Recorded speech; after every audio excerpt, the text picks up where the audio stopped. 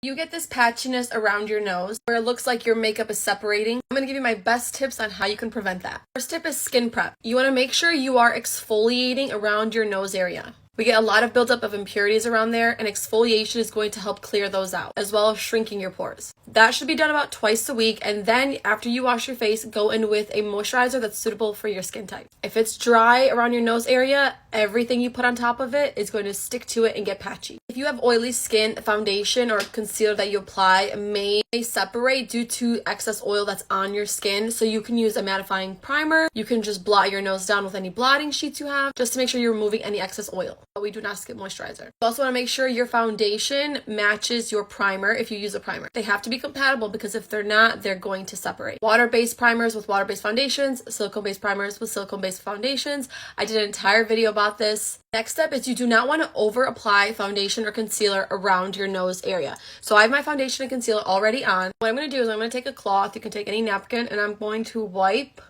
just around this area right here and remove any of the product I have. Then I'm going to take the brush I just used for my concealer, and I'm going to just press it against my skin. It's going to have obviously concealer on it, and with whatever's left on the brush, I am going to go over it on my nose area.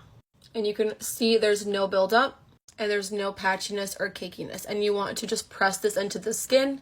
We really only need the littlest bit in this area. You also want to know your skin. So if you have dry skin, don't go for a matte foundation. And if you have oily skin, don't go for an oily foundation. You want to make sure you're using the right foundation for your skin. And if you have really oily skin, try adding powder underneath your foundation and then your foundation on top. A lot of people do this in the summertime. This is going to help it stick to your face. Then what I like to do with just my foundation and concealer is I'm going to spray any setting spray, any misting spray you want. I'm going to use the MAC Fix Plus, and I'm going to just spray it all over my face. This is going to give your face hydration, but it's going to help everything blend together so nothing looks patchy, nothing looks dry, everything looks melted into the skin. When it comes to adding powder, too much is not needed, and you want something that's very finely milled.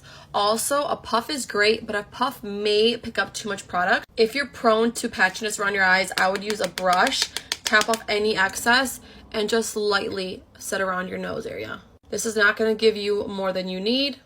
Like, see how good that looks? And then you can set the rest of your face with the puff. No filter, no patchiness. Try these tips out and let me know what you think.